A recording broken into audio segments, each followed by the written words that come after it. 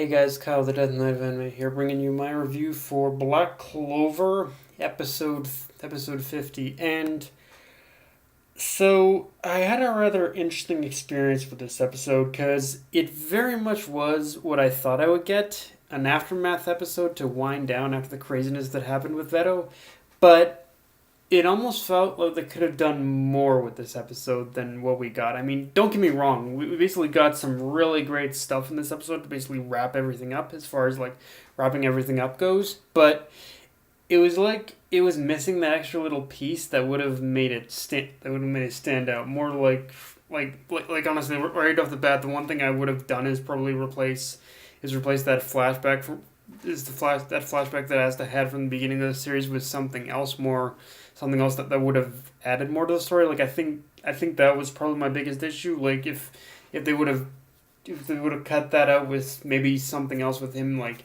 interacting with a character or something like that. I think we could have I think this episode could have stood out a little more, but for could have made it stand out like but but for what we got it was but I can kind of it's one of those things where I like the episode, but it's almost like there was that missing piece that was missing. Also, the way it did end really had me. Also, the way it did end had me scratching my head, going, there's one more episode there's one more episode to go, but what's left to cover? I mean, I assume I assume the last episode is gonna set up how for basically how season two is gonna start. So maybe it'll probably be like this one where maybe it'll probably be like this one where it's a little bit of canon material mixed in with a mostly filler plot. Hell, I think the preview even kind of indicates that. But yeah, this was a really strange episode because it was good, but it felt there was like it felt like there were a couple times where it could have been even better than what it was. Yeah, like I said, the biggest issue for me is, of course, in that one flashback as the head of thinking back at the beginning of the series. But yeah, other than that, for the most part, I'd say that the episode was still enjoyable in itself. Now, one scene I want to talk about is the scene where we basically see all the Eye of the Midnight Sun cultists get basically gather around a tank, basically gather around that tank of licked basically recovering in that magical like tank or whatnot. And like it's obvious that they basically know at this point of what happened to Veto. So I'm curious as to how this is going to affect I'm curious how this is going to affect them in the future if they're gonna get someone to actually replace Veto as Despair, or if the three, or if those particular three or if the Third Eye themselves are a special group that just can't be replaced.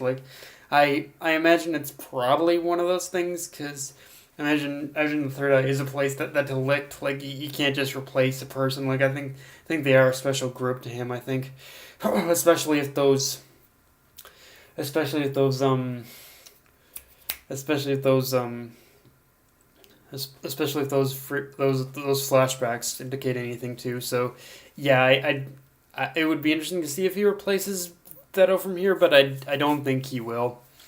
And having said that, one thing I really liked about this episode is the scene of Asta and Yami pretty much paying their respects to Veto's makeshift grave, because it shows that Asta just doesn't have any answers about what he could have done differently. That whole scene, it showed just how much like he's basically struggling with the idea of he's basically in his mind he's thinking, what could I have done differently? Like he's struggling to find that answer, but he just can't come up with one because he just can't come up with one. And in that situation, all Asta can really do is honor his fallen opponent. And honestly, honestly in a lot of ways, I think that's really all you need, because I feel that in little moments like that of just seeing Asta struggling in order to find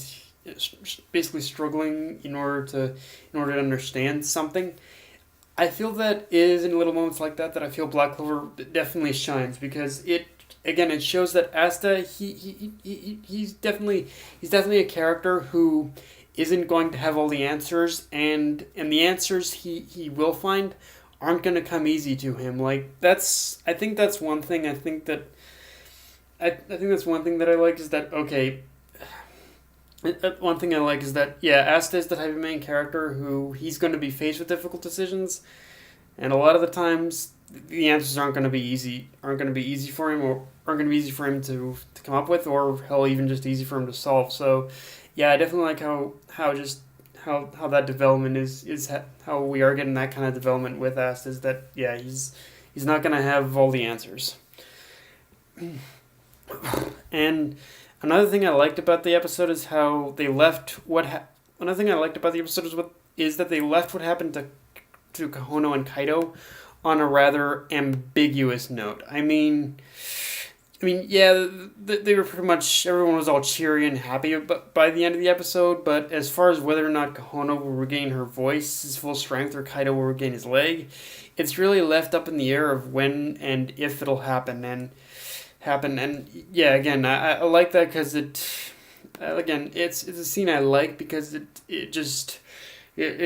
shows that, yeah, even if things kind of ended happily, that doesn't mean that the answer to the questions we have is going to be an easy thing to solve either. And it will be, and I really do like how basically how it did kind of strengthen basically the bond between Konoha and it definitely strengthened and reinforced the bond between Konoha and Noel. Like, but by the end of this, definitely Noel and Konoha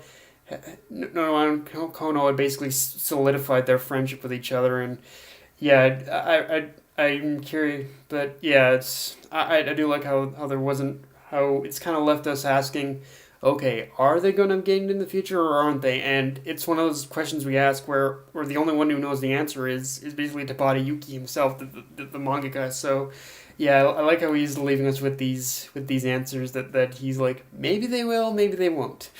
So, yeah. And Kaido, yeah, I wish him all the luck in the world with trying to woo Noel to be his mate, because, I mean, he's got a leg up in the fact that Noel is friends with his sister, but yeah, I see rejection in his future. As much as I admire the admire the guy for basically following through on trying to get the woman he loves, but yeah, I'm not sure that's gonna happen. Although I will admit it is, and I will admit it is kind of poignant that the arc kind of started with Noelle and ended with her as well, because it brought everything she's been through in this arc full circle, and from here I can only see great things in Noelle's future, yet still. And yet it's still only the first of yet what Noelle's been through in this arc, how she developed and what she's been through. It's only like the first of many steps to her finally basically her shutting her family up about her being for much good, about her being weak and useless. And when that day comes that she proves every single one of her family members wrong, I am gonna be such a happy asshole about it. Like when she pretty much at the moment that Noelle ends up shutting her family up about her being weak, I'm just gonna basically stick the middle finger up and say, fuck you assholes. Look at Noelle now. Look at Noelle now. She's basically as strong as all you idiots. Although I have a feeling that's probably only gonna happen in like maybe a time skip or by the end of the series. But yeah, I can dream. But yeah, guys, that's my review for Black Clover episode 50. Enjoy the video, like, comment, subscribe. Follow me on Twitter, Facebook, AnyList, or Crunchyroll. That and that of me, signing off. Later, guys.